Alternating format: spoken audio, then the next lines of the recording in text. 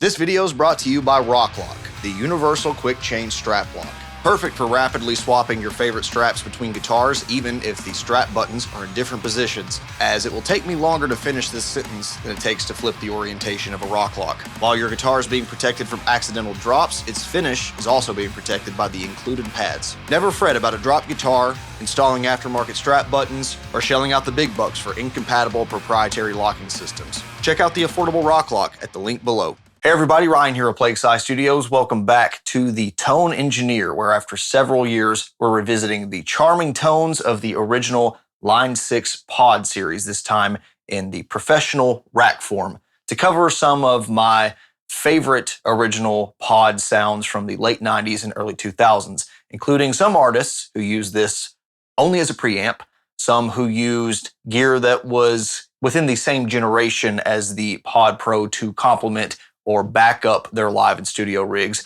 And of course, one of my favorite bands of all time who used basically the Pod Pro exclusively for live sounds and even one studio album. So grab your extended range guitar, tune down to B flat or lower, and get your gent face on as we explore some iconic tones from artists like Machine Head, Korn, Fear Factory, and of course, Meshuggah.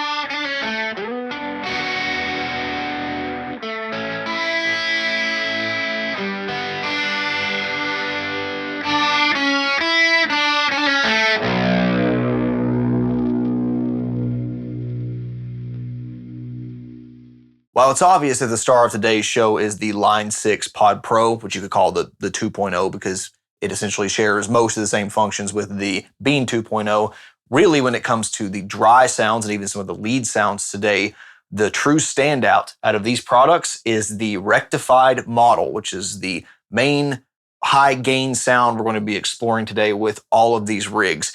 And it's a sound I love so much that I have two different versions of this particular generation to be able to play around with them. Now, with the Bean, if you have the 2.0 firmware, you can get the exact same tones that I'm going to get out of the Pro. I actually rolled this back to kind of like 1.6, 1.7 firmware, I can't remember, but I don't easily have access to some of the functions to be able to turn off the cabinet emulation, for instance, unless you do it over MIDI, which is total pain in the ass, especially nowadays. So if you have the 2.0, the rack, and even some other software or pedal equivalents, then you can definitely get the same kind of sounds I'm going after today. On a few other demonstrations, we'll also take advantage of a couple more amp models that is available on the original Pod series with and without the onboard cab emulation, as well as a few onboard effects like delay, flanger, and chorus.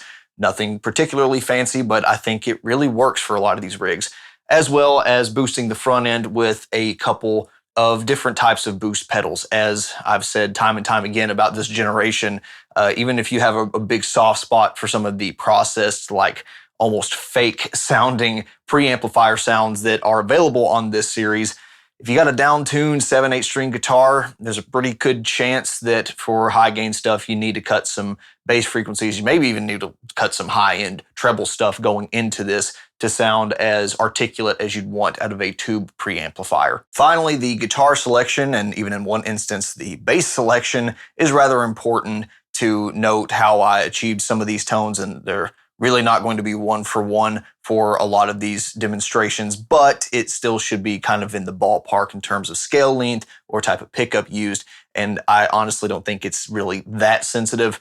You'll definitely be able to tell you're still achieving that iconic Pod Pro sound, which again, you either love it or hate it. For me, I think a lot of these tones isolated just don't sound nearly as impressive until you get them in the mix, and then they can sound really cool. And for me, especially looking back in the time that this was popular, it's really a no-brainer why so many bands went to this platform, because as simple as it is, as versatile as it is, it may not sound the best by today's standards, but it's still a pretty cool device, and it's the reason I keep it around. Two of the artists we're taking a look at today didn't actually use the Pod Pro specifically, though. They used the amplifier equivalent in the same family of gear, the Flex Tone, or potentially the Flex Tone 2, as it's kind of hard to discern on, these low resolution screen grabs when that's all we have to go by. But essentially the Flex Tone series was the predecessor to the Pod. It shares the same kind of preamps, it's just going through a more reactive solid state power amp without cabinet modeling, whereas the Pod kind of skips the power amp modeling side of things, or any functional power amp at all, and of course has some onboard cabinet emulation, or really some fairly simple EQ curve with some time-based function in there. And as rudimentary as they are compared to a real cabinet impulse response, they do contribute to the iconic direct sound of the Pod Pro. So taking that out of the equation, using it with outboard power amps in real cabinets, or in this case, real cabinet IRs, you get a very different and more convincing sound in some ways.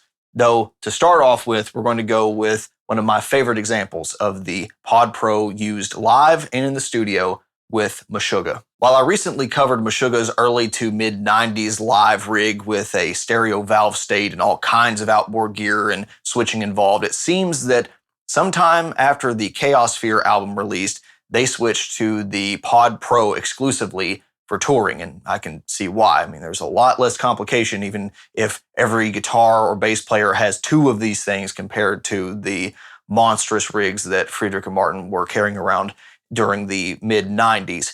And based off of some of the sounds that you hear from like bootleg recordings, it's a pretty good approximation of what you would hear in the next album, 2002's Nothing. So while I'm specifically going after that album tone and including some of the post-processing choices that were probably made, I can also be pretty confident that the general signal chain I'm showing here is going to be pretty close to what they were using prior to this album release and certainly what they were touring with, as when you turn off some of this post-processing stuff and use similar guitars to what they were using before, it pretty much sounds like the band live with that lower resolution kind of darker pod thing. So keep that in mind. I won't go over that specifically, but they are pretty close in my opinion. So why pod and what is the deal with Nothing?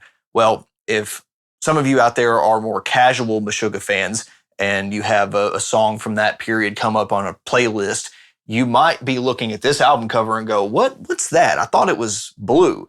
And it is, at least the re-release and remaster of Nothing was, because after Nothing, they'd switched guitars, they'd switched to the Veta 2 amplifiers, and when recording and Catch 33 and eventually Obzin, they found that the longer scale length 8 strings from Ibanez and the new amplifier or direct sounds they were getting out of the newest Line 6 gear was so superior to what they originally recorded with the Line 6 pod that they wanted to redo the first Nothing. And it wasn't a full-blown re-recording. Some songs were like completely slowed down and changed. And some interesting decisions were made on like the vocals, which are not nearly as raw sounding. It's the same performance, but they're more post-processed and it sounds cool, but I have a soft spot for Gin's original performance. Same thing with the drums, like they were replaced and re-triggered and they sound cool. They fit the new vibe.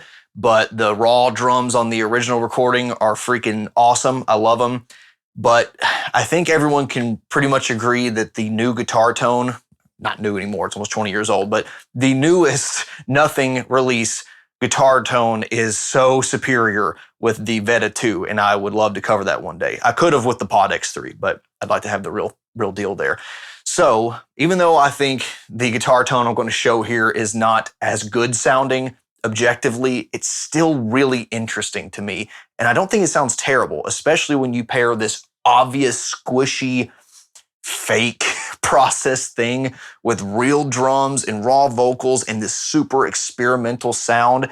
It just kind of works for me. And I have a hard time picking a favorite. Again, if I'm listening to a whole playlist of Meshuggah, I'm picking the blue version. But just to sit down and like really appreciate it with their older catalog, I love the original release.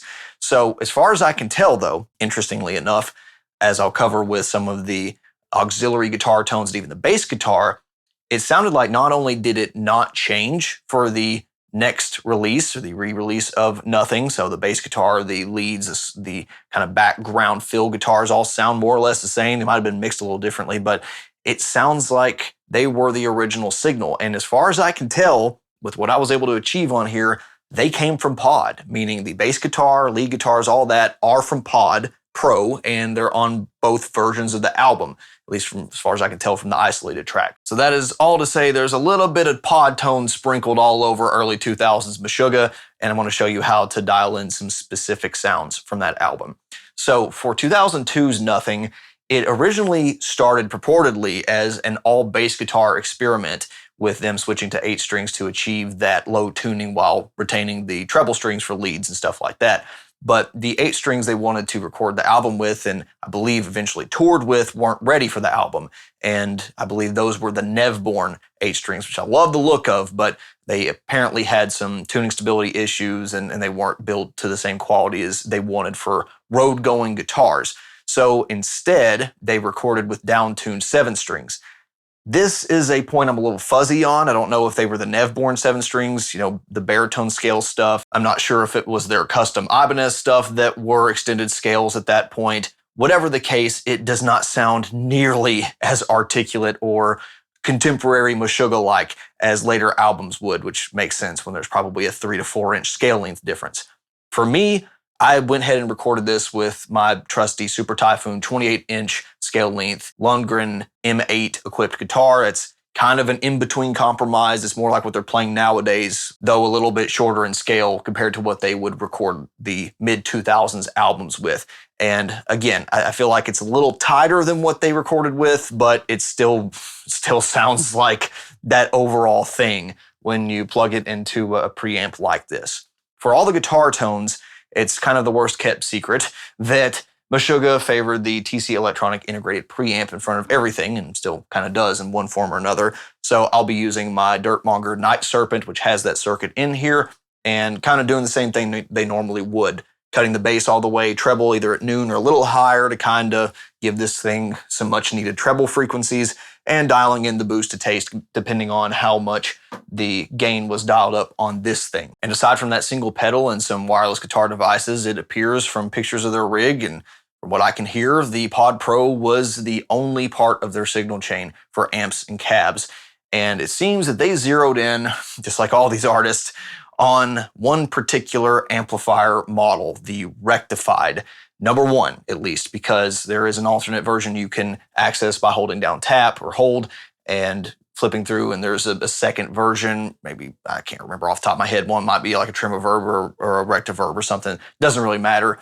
It sounds within the same ballpark, but the Rectified version, number one, is like, it's fake. It doesn't really sound like a rectifier until you put it through a rectifier power amp, and then it does something similar.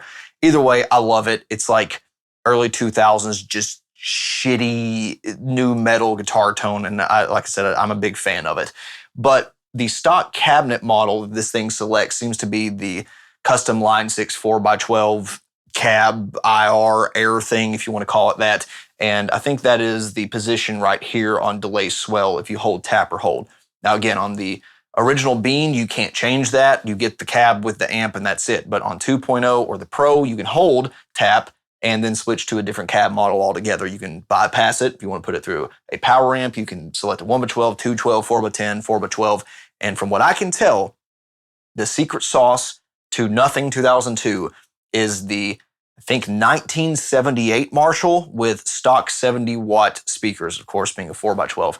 And it kind of makes sense to me why they would choose that, because their recording rigs were basically a rectifier through a Marshall 4x12, from Destroy, Erase, Improve to Chaos Sphere, just mixing different microphones like the SM57 and the Neumann mic that Friedrich loved. So this was kind of the closest approximation to that on board, and the 25-watt greenback model doesn't really do it for me either.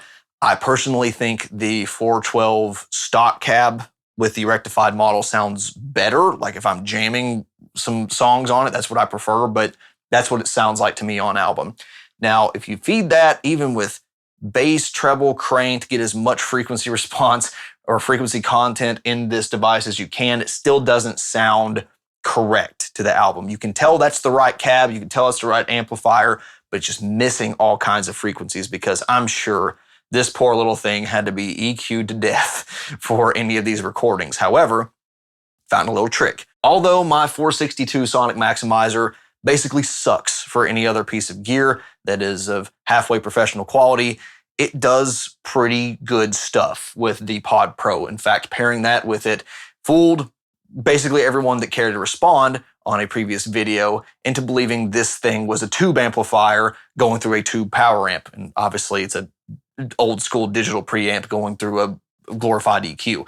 So it can do some pretty cool stuff in this instance. So basically cranking up the high and low controls to about 6 on each adds back some sub frequencies that otherwise wouldn't really be audible, as well as adding a ton of high end.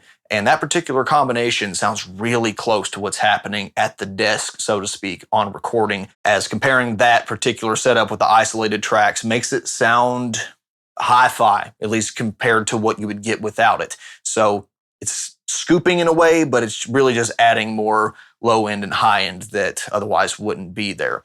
I ended up keeping the Sonic Maximizer and the Pod Effects loop for the bass guitar track, though, just dialing it back a little bit on the high frequency stuff, just to obviously shift the focus towards the lower frequencies. And many of you are probably going to be like me and think, well, there was a bass guitar specific Pod Pro at the time. Wouldn't Meshuggah have used that? And as far as I can tell, based off of pictures and my own ear, no. I got basically, no pun intended, the exact bass guitar sound that I'm hearing in the isolated tracks of Nothing, both the original and re-release recordings, on the Brit high gain model, and keeping the cabinet selection alone. It might be the same 70-watt Marshall thing, but I'm pretty sure that it was just a bass guitar going straight into here with some EQ work, and it sounds freaking monstrous. Like, No need for any other clean, bi-amp signal. I'm sure you can make it sound better doing that. But in a piece of work such as this, where the guitar and bass tone are so intermingled and even the playing is intermingled on the same octave most of the time, this just kind of works. And in fact, the bass tone makes the guitar tone better by filling in a lot of those frequencies. It's really funny because I really love mixing a Marshall and rectifier together, and they were kind of doing the same thing, just with different instruments. As far as the bass itself goes, I used my Spectre for this with both pickups and tones wide open, and I feel like kind of the double soap bar thing on a bolt-on neck bass is the tone. It looked like Gustav was using not too dissimilar types of Ibanez and other types of basses on tour, although those had kind of a hybrid P bass, J bass pickup configuration, and I'm fairly certain Friedrich recorded these albums with a very similar setup. So I don't think it's going to be as sensitive to the bass as the guitar tones would be, but something along those lines will get you in the ballpark. For the lead and solo guitars, we're back to the rectifier, though I found for the kind of background filler stuff to be better suited with the 4x10 cabinet, just the plain line 6 4x10, no model really listed there, and with the complementary delay effect. I also took the sonic maximizer out of the equation to kind of get these things to sit better in a mix environment, though, again, I'm sure there was some type of treatment applied to these guitar tones that I'm not doing in terms of low and high passes and, EQing specific ranges of the frequency response. But doing that kind of made it sit better with the rhythm guitars and bass guitar already. The major change for the solo was going back to that same cabinet as the rhythm sound, dialing up the delay a little more. And of course, the delay that's on board is not nearly as exhaustive. It doesn't have near the capability that the delays that Friedrich would normally use in studio. And I'm not sure what he decided to use, if it was all in the box. It kind of sounds like he was mostly using those kind of effects live, but could have had the two switching back and forth and one had his ADA stuff in the loop or, in post. Not 100% sure. But if you want the kind of typical Friedrich Thorndahl, weird delay time modulated kind of stuff, you're going to need something other than this. Either way, for this particular demonstration, it kind of worked. So at this point, I'm thinking there's 1, 2, 3, 4 tones for just one band. And to demonstrate it properly, I really need to double track the rhythms and show all this stuff in, the context of a song to really get the true impact of what these sound like and how they play off of one another. So there's up to 5 tracks at once, 4 guitars, 1 bass. So I record all that and I go, that was kind of dumb because now it sounds weird without the drums to make all this, make sense to one's head at least a little bit, because with all these polyrhythms and weird stuff. But I didn't track to a backing track or a click track. So there was a lot of editing to get the drums to sound right. I don't know why I didn't just do that from the get-go. The drums weren't part of the plan originally, so there's going to be some weird timing stuff in here. But my sloppy timing and playing is not the point here. The point is, listen to how freaking cool this one piece of gear sounds in context of a technical, progressive metal song.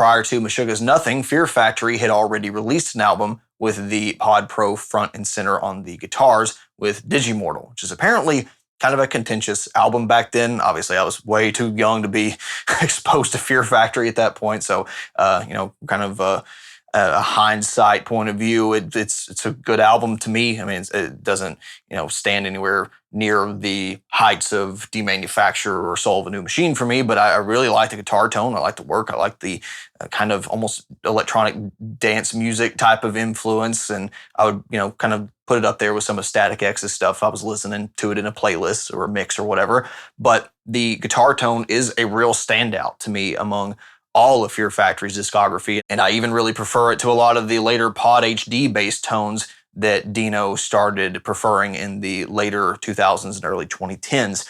And I think a large part of that is due to the fact that this was ran as a preamp only. So this is kind of on the other side of the spectrum of how one might want to use a Pod Pro or really any digital preamp rack, especially from that era, because when it comes to the Pod, there really is no power amp modeling whatsoever, which if you're not pushing the power amp that hard, doesn't really matter for high gain stuff, but it doesn't have really any of the reactivity or the output frequency response as a result that you get with a tube power amp. So putting this in front of something like Dino's Stereo 290s from Mesa Boogie really helps liven it up and helps give you that presence and resonance that you would expect from a real tube amplifier. For me, I don't have a 290, but I do have a couple Mesa Boogie amplifiers with effects return, so I want to plug this thing into my Mesa Boogie Mark IV effects return since it is also simulclass with 6L6 and EL34 tubes. Not that that matters a ton in this instance. And it also has onboard 5-band EQ, which just like for the Nothing album, I feel like is pretty important to get the true album sound here. I'm sure, once again, there was a ton of messing with mic placement, and that whole era of production was just so perfect to me with how they were able to carve out the frequencies and get everything to sit the way that they did without being so loud and in your face all the time. Really masterful work that I can only hope to achieve 50% of in my mixing career. So with that, I scooped out 750 hertz a good bit, not nearly as much as like Justice for All type of sound, but increased the other frequencies in kind of a V curve, heavily relying on more of the bass frequencies as a result, which again, just like with the Nothing stuff, doesn't surprise me considering how much sub frequency is not there. And I'm sure a lot of that was added in from the mastering stage, if nothing else. The cabinet selection here also helped immensely to shape the tone's character, with Dino using anywhere from 2x12 to 4x12 mesas. I matched that with my oversized rectifier cabinet with the original V30s and a mixture of microphones, at least in the impulse response world, as I just took some IRs I had of this thing already. So definitely want a Mesa V30 type of sound to complement the digital rectifier here.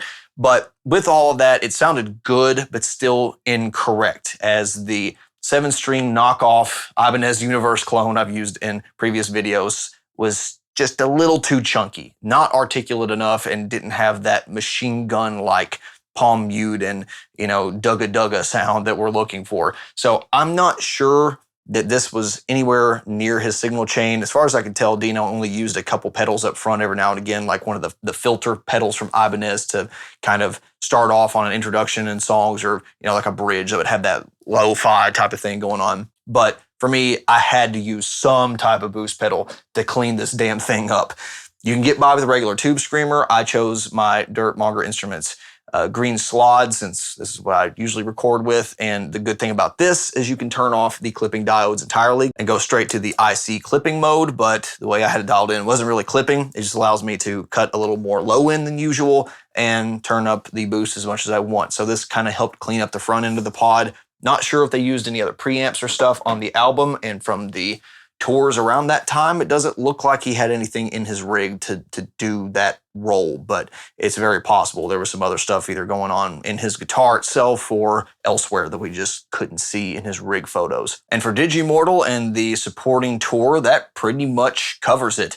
Of course, this also works rather well for previous albums, though, again, like I said, I will never think that the pod sound will top the Demanufacture head. and even the valve state tones of Soul of a New Machine, not the best production in the world, but those two paired together, in some hybrid would be pretty cool, I think. But it nonetheless demonstrates that you can play some of the older Fear Factory riffs, and it still sounds mostly at home on the pod.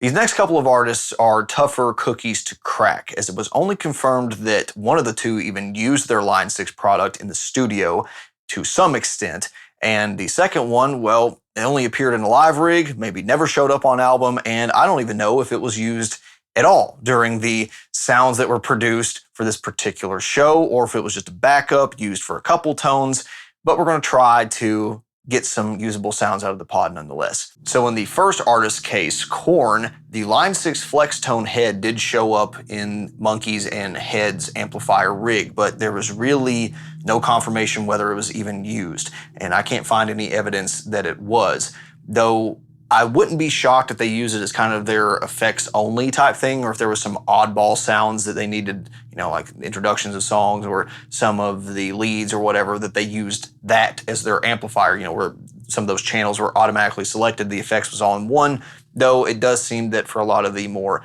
esoteric and crazy stuff, there was still a lot of pedals in front. So I can't say for certain. All I do know is if you use a rectifier power amp, like even just a single rectifier, which is not using rectifier tubes in the power amp, but solid state rectifiers, it still sounds really cool when you use the pod exclusively for your preamp. So once again, rectifier preamp model, nothing else for the dry tone going through that, and a Marshall 4x12 from 2 notes, at least 4x12 IR to kind of match the rigs at the time. It sounds like Follow the Leader, and the live Woodstock tones is pretty spectacular in my opinion. Combining the naturally chunky and flubby Ibanez Universe tone into this flabby preamp works perfectly for Korn, even though it doesn't necessarily capture that big muff, weird, modified thing they had going on in the first album. I think it's superior in a lot of ways in this instance. You can throw on some of the flangers or chorus and even use the black panel for cleaner sounds on certain introductions or bridges, choruses, verses. And I think that gets you where you need to be for a lot of their sounds as well. Again, could have been the rectifier clean channel, I don't know. But in kind of this what if scenario, what if Woodstock just used this in some Mesa Boogie power amps? I think it would have worked flawlessly. For the second artist, Rob Flynn of Machine Head confirmed that the Line 6 flex tone was used to some capacity on Through the Ashes of Empires, one of my favorites by them. And it seems that it was used at least in some dual amp rhythm setup where he said this particular amp mostly sounds like shit, as a lot of people at the time would say, and a lot of instances I would agree. But used correctly, he said he really liked the low end out of that amp. Now, what that actually means out of context, who knows? All we do know is that his preferred rhythm amplifier for a long time now has been the 5150, and I think it was the 5152 at this time.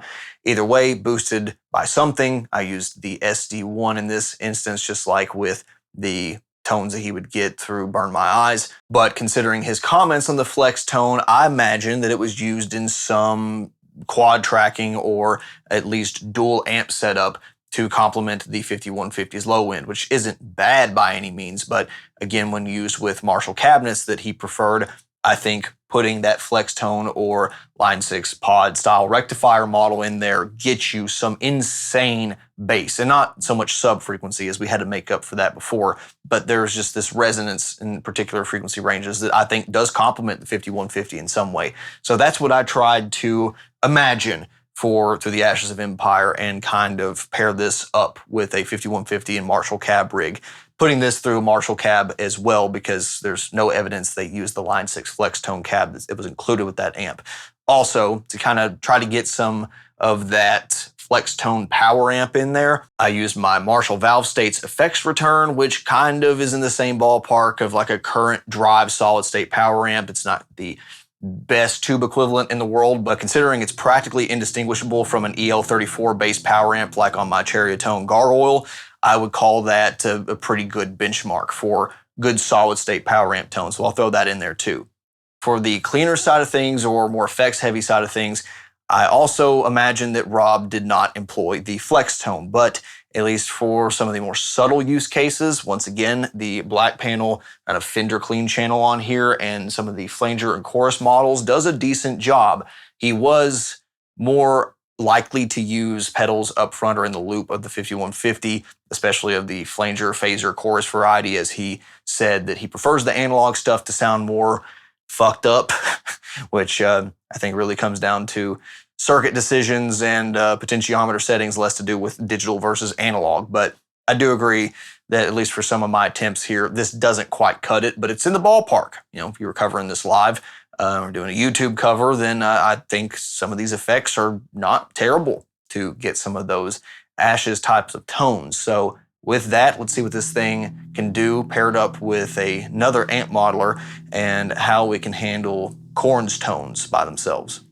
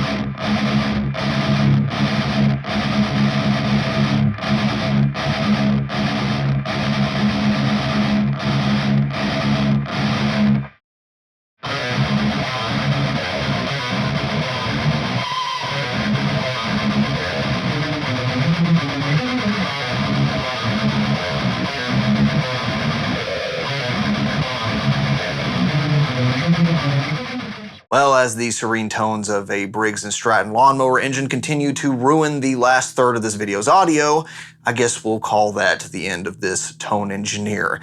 As usual, you don't have to have every piece of gear shown here or even the same ones that the artist used to get something comparable. And if anything, I hope it just builds your appreciation a little more for gear that is a little wrong, whether it be analog or digital. You know, this is by no means a perfect rectifier emulation. I have devices that can do that, or I've got the single. But there is something that is in that ballpark, but just ever so slightly weird and too perfect in some ways and totally imperfect in others that makes it worth keeping around.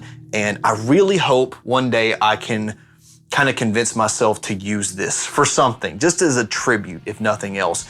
But there are certain projects I think, you know, I could probably make this a component of one of those guitar tones just for fun. I freaking love this little guy. It's not the best to play through. It's not the most reactive. It doesn't feel that good, but man, it can sound pretty damn cool, and I hope you agree. Any other questions, comments, suggestions, leave those down below, and we will see you next time. Bye.